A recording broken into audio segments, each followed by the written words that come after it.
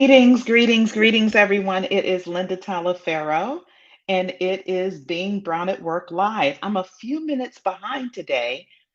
Technology, you know how that goes. For some reason, uh, YouTube wasn't liking me. I had to reconnect. But I'm here, and I'm excited about this session tonight. How to prepare for your performance review. It is that time of year, at least for most companies. Some of you may have already had. I know in my company we did the performance reviews already several months ago. Now we're into, the salary, the raises, and that kind of thing. But for a lot of you, you might be just preparing for your performance review.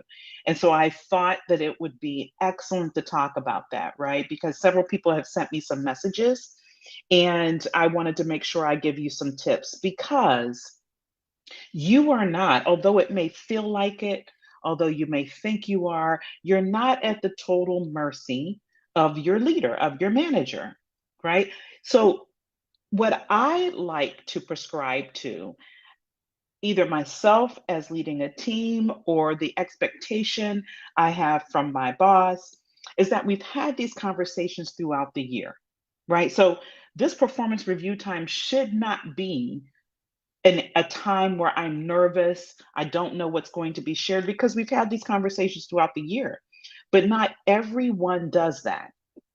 Not everyone shares throughout the year feedback so that you can continually improve. They wait until the end of the year, which is, I think, is very unfortunate. So as you do a forward look, something that I would sincerely, strongly recommend is that when you get on the other side of this performance review, talk to your boss and say, look, as we get into 2023, can we have regular check ins? I know we haven't done that in the past, but it would help me greatly if we could have regular check ins because I want to drive continuous improvement in my performance. So that's a forward look. But right now, you are ready. You have to prepare for what's about to happen sometime this month or even next month. And this is what I would highly recommend. Hopefully, you've done this. If you haven't, again, this will be something that you can do in the future, but it's never too late. You should have documented along the way all of your wins, all of your wins. And I mean, a win can be something as simple as having a successful meeting that moved a team to another level. It doesn't have to be necessarily killing a KPI or exceeding a target. Clearly, that's a high achievable win, but wins can be small. And so, whenever you've had those documented, you have, if you do this, the self review, you have an opportunity to put those in there. But at the same time, when you're having a conversation with your boss, you can remind him or her of those wins that you've had throughout the year. Another thing is have conversations. See, this, I know you guys hear me say this all the time, but this is the time of year when your relationships are important. Have conversations with critical stakeholders that you've built relationships with and let them give you feedback on how they've experienced you throughout the year, what they've seen you accomplish. And you can take that into your conversation with your boss during your performance review. I can't tell you the number of times when I was able to use a name of a leader or person that I met, and I said, he or she experienced this. I met with he or she, Jim, whoever, Mary, whoever it is. And they have said to me, Linda, throughout this past year, this is what I've seen. Extremely beneficial. And I highly recommend that you do that. So you have kept a record, a journal of all of your wins. You definitely need to schedule your one-on-ones, have your conversations with your key stakeholders that you've built relationships with, right? And also want to do is be able to advocate for a development opportunity. This is the piece that a lot of times we don't pay attention to. We are so focused on what were my targets that we set last year, Did I meet them? Did I not? And why didn't I meet them? And that's pretty much where we stop. But we want to make sure that we don't miss the opportunity for the development side of this, right? The performance review is, yes, it's a rear view mirror look of how well we did the last year, but it's also an opportunity to plan for development for the future. And you always want to hold your company and your manager, your boss, accountable for your development. And you want to be able to have done the research, right, to see what's out there for you, whether it's in the company or external, that can help you bridge any gaps that you may have, strengthen any areas that you want to really take to the other level. The development piece, it seems to be something that, like I said a few minutes ago, is really either not thought of at all or put on the back burner. And I don't want you to do that. So strongly do your research and be prepared for that next level opportunity for your development. When I met with my team, we did ours in the summertime, and now we're in the salary review portion. We talked a lot about career development opportunities. What do you want to do? Where do you believe your area of opportunity for growth exists? Is there training that I can provide, either internally or pay for externally? That was definitely, I would say, the majority of our conversation. And the reason why it was the majority of the conversation is because throughout the year, although I just started with this company in January, throughout that, from January to the time we met, we have regular touch points. So by the time we had the performance review, there wasn't a lot for me to share that was new or different, right? I agreed with where they were. There were some people that we had a disconnect and we understood the difference in the disconnect. But we spent a lot of time talking about what training do you need going forward. That is key. Do not let your performance review time with your boss or leader happen, and that's not part of your conversation. Make sure that takes place. Here's the other thing that I would recommend for you. So you've got your journal, right? I'm going back over what I've just shared with you. You've got your journal, you know your wins, you've had your conversations with the people in your relationship. So you've got their input that you can share with your boss and leader. You've done your forward look on what you need from a training and development perspective. So you're ready to advocate for that to make sure it's documented. Here's the other piece that you need to do, right? Prepare for the areas that you've missed, right? I mean, we're not perfect. Perfectionism is crippling. It just doesn't happen. We're all human. There may be areas that you didn't quite uh, meet to your level of expectation. Maybe you even missed the goal totally that you agreed upon last year. Prepare for your response with regard to that. And if it's you, own it. If it's external to you, have evidence to that fact. But own it, talk about it openly, ask for support that you need, get it documented. There is absolutely nothing wrong with that from my perspective. There's not a time that I've had performance reviews that I've missed a few targets, and I own that. The key was I did not focus on what happened in the past. I focused on how I would improve going forward, what I would do differently. That was the key. And that's what really changed the narrative that was in the performance review.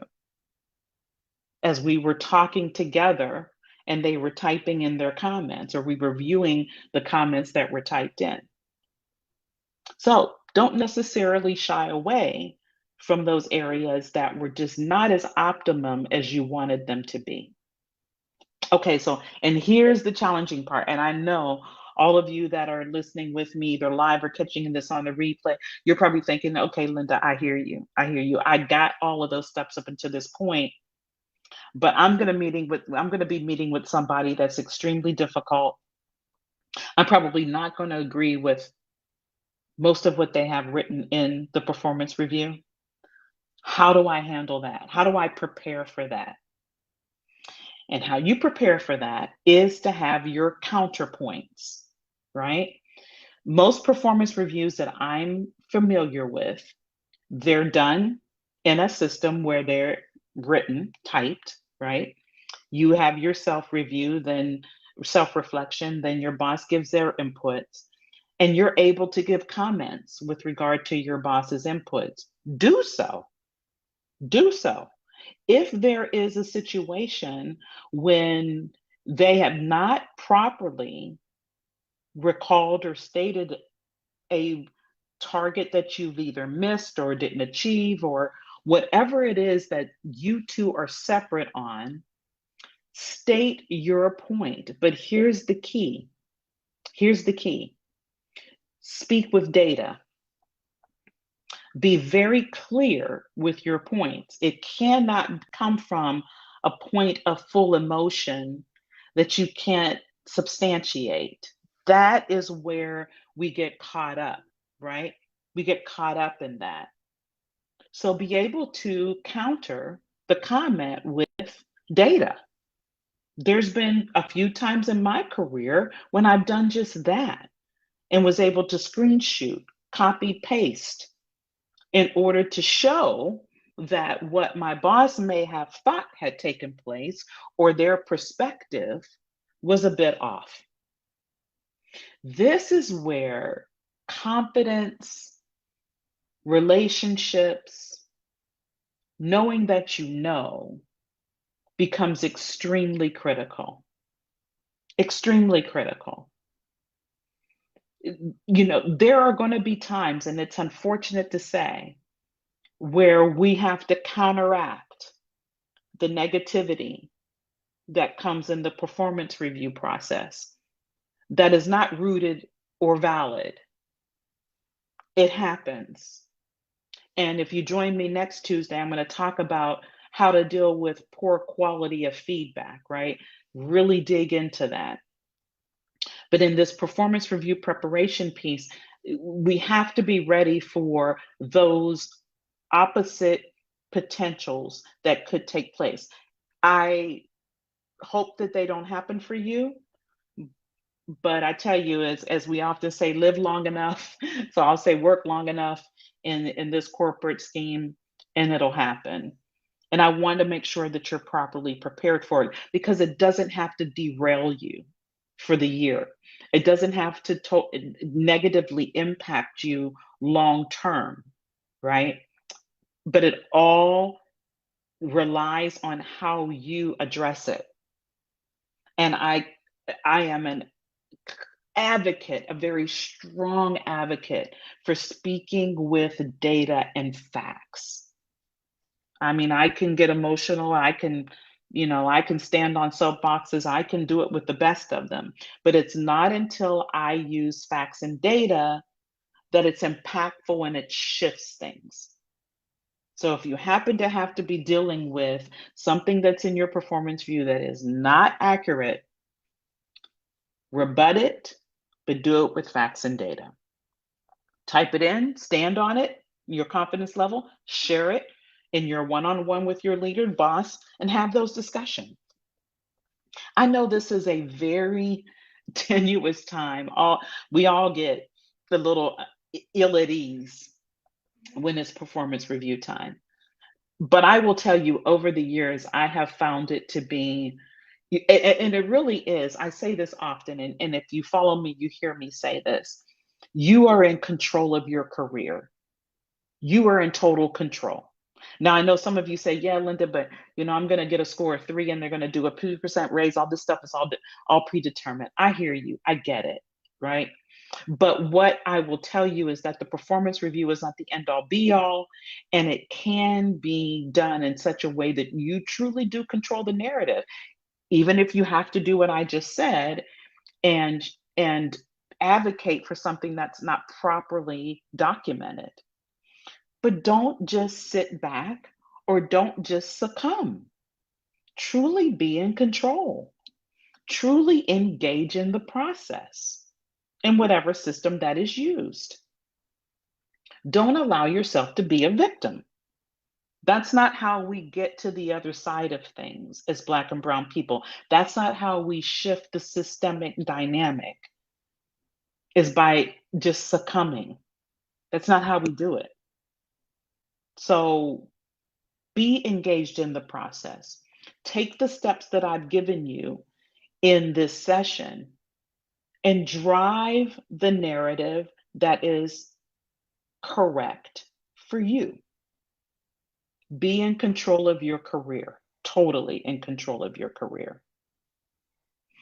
If any of this is still like cloudy for you, it's still gray and ambiguous, you're like, I hear all the steps, Linda, but show me, give me an example. Send me an email or, put a comment down and reach out. I'll give you some clear examples. I've got some clients that just went through this process and I helped them step through exactly the last part I told you about because it was not documented properly. They were dealing with a very tenuous situation and they did so successfully. So if for some reason this isn't clear for you, reach out to me. I'd be more than happy to give you some examples specifically set for your situation because not all situations are the same. But let's not take this time of the year in corporate America that happens every year and just decide that we're just going to toss it up, that it doesn't matter, that no matter what I say or do won't make a difference, because it will make a difference. It will. You are in control of your career. You own it. You can make the difference. And you definitely want to be in charge of the narrative.